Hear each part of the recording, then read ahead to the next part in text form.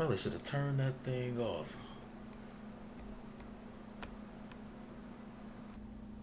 Anyway, sorry about that. So, this video, we sometimes, all of us, I think, we forget God. Um, just the course of this past week on Sunday, I had an amazing experience where a young man who I know told me how I helped him change his life, helped change his life in some positive ways. So that was on Sunday.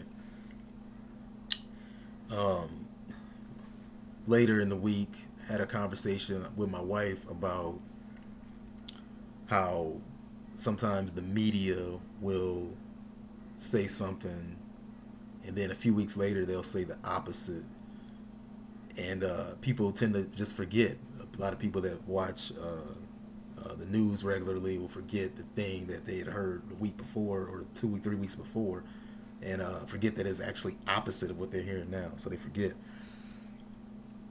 And so we had that conversation, and then later that day, I was reading the Bible in Exodus about the children of Israel and how God had led them through the Red Sea. They crossed on dry ground with water on either side of them, and their enemies were perished in that same water.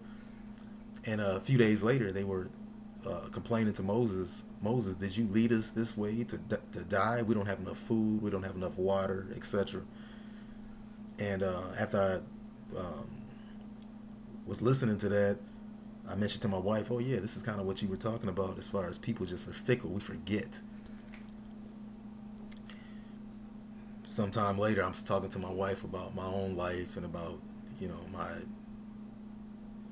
what has happened in my life as far as things I want to accomplish, things that I see, uh, visions I see for my future, visions that other people have seen for my future, and how I believe that those things are going to happen, but they have not happened yet.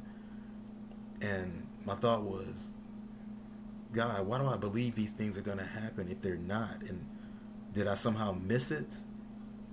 Um, the state I'm in life right now, I thought I'd be somewhere else. And is this it? Did I, you know, somehow fail? That sort of thing.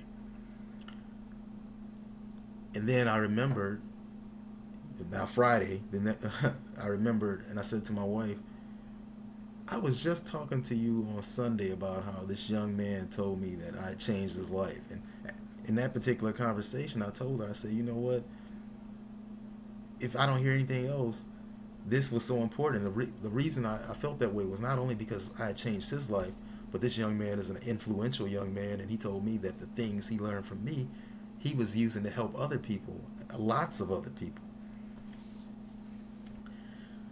And so I told her, I said, regardless of whatever else happens, um, that what he told me on Sunday, which was New Year's Eve, that meant my life was, I'm on the right track.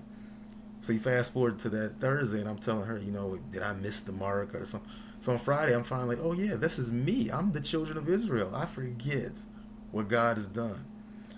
So now it's Saturday. It's been 1 week, 7 days, and coming full circle, that same young man who I spoke with on Sunday and told me I changed his life, he called me this morning and said, Orlando, you ever, see, he said, I was reading the passage in the Bible that you told me to read. I was reading the book of Numbers. And when I got to chapter 14, I thought to myself, it hit me like a ton of bricks. These people, the children of Israel, keep forgetting what God has done for them, and I'm like them. Have you ever felt that way? And obviously, I just told you the story of how I just had that conversation. I've been having it all week, and it culminated on Friday, which was yesterday. And so, do not forget what God has done for you. We're prone to do it, but we need to be reminded of what God has done and what He's still doing. Um, don't forget God. He loves you. He has so much more for you. But is what he's already done for you. Because it will be very ungrateful for us to forget what our great God has done for us. Don't forget God.